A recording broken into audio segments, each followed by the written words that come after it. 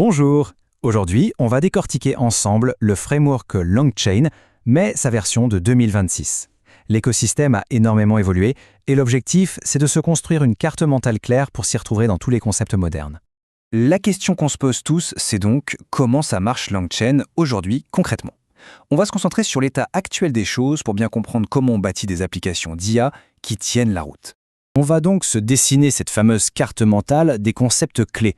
L'idée, ce n'est pas de se noyer dans des lignes de code, mais plutôt de s'orienter dans l'écosystème actuel en maîtrisant le vocabulaire et la structure qui sont devenus essentiels. Alors, repartons de la base. LangChain, c'est un framework open source qui sert à construire des applications et des agents autour des LLMs. Ce qui a changé, c'est sa structure. Maintenant, on a LangChain Core pour toutes les interfaces de base, le package LangChain principal qui regroupe les briques essentielles, et puis LangGraph, qui est vraiment devenu l'outil de référence pour créer des agents complexes et puissants. Très bien, commençons par les fondations.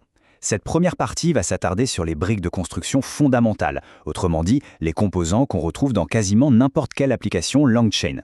Et tout, absolument tout, commence avec les prompts. Il faut vraiment les voir comme un moule, un patron qui va structurer les instructions qu'on envoie au modèle. C'est notre manière de lui parler de façon claire et formalisée. Et justement, au niveau des prompts, il y a une vraie spécialisation. Le prompt template, c'est le grand classique. Mais pour les conversations, le chat prompt template est devenu la norme. Pourquoi ? Parce qu'il gère nativement les messages avec des rôles, système, utilisateur. Ensuite, on a le message placeholder, qui est super pratique pour injecter dynamiquement un historique de conversation. Et enfin, le few-shot prompt template, qui sert à donner des exemples au modèle directement dans le contexte pour mieux le guider. Passons maintenant au cerveau de l'application, les modèles. Là, il y a une distinction qui est devenue cruciale. Avant, on avait les LLM classiques, qui prenaient du texte et qui sortaient du texte. Point. Aujourd'hui, les chat models dominent largement le paysage et ils sont pensés dès le départ pour la conversation. Concrètement, qu'est-ce que ça veut dire ? Eh bien que la vieille classe LLM, on ne l'utilise quasiment plus.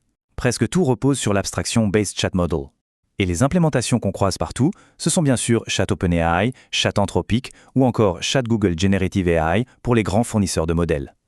Et là, attention, on arrive à un changement de philosophie majeur dans LangChain. Avant, pour enchaîner les composants, on utilisait des classes bien définies comme LLM Chain. Aujourd'hui, le standard, c'est l'interface runnable.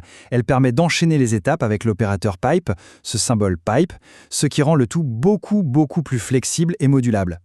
Et cette nouvelle façon de composer les choses s'appuie sur quelques classes centrales. La star du spectacle, c'est Runnable Sequence qu'on crée avec le fameux opérateur pipe. On a aussi Runnable Parallel, qui est très puissant pour exécuter plusieurs logiques en parallèle et combiner leurs résultats. Et enfin, Runnable Lambda, un petit bijou de simplicité pour glisser n'importe quelle fonction Python au milieu d'une chaîne, par exemple pour un petit traitement de texte personnalisé. Bon, maintenant qu'on a nos briques de base, voyons comment on donne à notre application la capacité de se souvenir et d'apprendre du monde extérieur. C'est tout l'enjeu de la mémoire et de la connaissance externe. On va commencer par la connaissance externe, avec un concept qu'on entend partout, le RAG, pour Retrieval Augmented Generation. C'est tout simplement le système qui permet à l'application d'aller piocher des informations dans des documents externes pour que ces réponses soient basées sur des faits et pas juste des hallucinations. Pour mettre en place un RAG, il faut une boîte à outils bien précise avec 4 piliers. D'abord, le vector store comme Chroma ou Face, qui est notre base de données de connaissances. Ensuite, les embeddings, c'est le moteur qui transforme nos documents en vecteurs numériques que le vector store peut comprendre. Le text splitter, lui, il sert à découper les gros documents en petits morceaux digestes. Et enfin, le retriever, c'est le composant intelligent qui, à partir d'une question, va aller chercher les morceaux les plus pertinents dans le vector store. En parallèle de cette connaissance externe, il y a la mémoire interne de l'application. C'est le mécanisme qui lui permet de se souvenir de ce qui a été dit avant pour créer des conversations qui ont un fil conducteur, une continuité. Et pour gérer cette mémoire, il existe plusieurs stratégies. La plus simple, Conversation Buffer Memory, stocke tout l'historique. Conversation Buffer Window Memory est plus maligne, elle ne garde que les quelques derniers échanges. Conversation Summary Memory va encore plus loin en résumant la conversation. Mais le point crucial à retenir, c'est que dans le contexte de LangGraph, on utilise une approche spécifique, le Memory Saver. C'est un système conçu pour sauvegarder et charger l'état de la conversation de manière très fiable à chaque étape du graphe. Allez, on passe au niveau supérieur. Maintenant qu'on a nos briques, notre mémoire et notre accès au monde, on peut s'attaquer au sujet le plus avancé, comment faire en sorte que l'IA décide elle-même des actions à prendre. Bienvenue dans le monde des agents.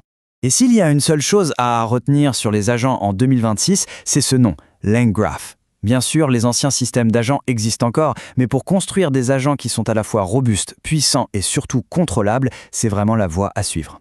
LangGraph peut paraître un peu intimidant, mais en fait, ça se résume à un processus en 4 étapes assez logiques. Étape 1, on définit l'état, c'est-à-dire la structure de données qui va circuler dans notre agent. Étape 2, on ajoute des nœuds, qui sont tout simplement des fonctions Python qui représentent une étape de travail. Étape 3, on connecte ces nœuds avec des arêtes pour définir la logique, le chemin que l'agent va suivre. Et enfin, étape 4, on compile tout ça pour obtenir une application runnable qu'on peut appeler comme n'importe quelle autre chaîne LangChain. Ok, on a vu toutes les pièces du puzzle. Maintenant, il est temps de les assembler. Voyons à quoi ressemble concrètement l'architecture d'une application LangChain moderne. Une stack typique aujourd'hui, ça ressemble à ça. On part d'un chat prompt template avec un message display solder pour gérer l'historique. On le connecte à un modèle, disons chat OpenAI, auquel on a attaché des outils avec la méthode .bindTools. Si on a besoin de RAG, on y ajoute un retriever. Pour être sûr d'avoir une sortie propre et formatée, on termine avec un output parser. Et toute cette belle mécanique est orchestrée soit par une runnable sequence pour les cas simples, soit par un state graph de LangGraph pour les agents plus complexes. Pour terminer, voilà une petite synthèse pour la route, une sorte de feuille de route finale pour s'y retrouver.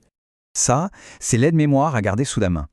Il fait le lien entre les concepts qu'on a vus et le remplacement réel dans la bibliothèque. Le chat prompt template, il est dans LangChain Core.prompts. Le chat OpenAI, dans son propre package LangChain OpenAI. Le state graph, c'est dans langgraph.graph.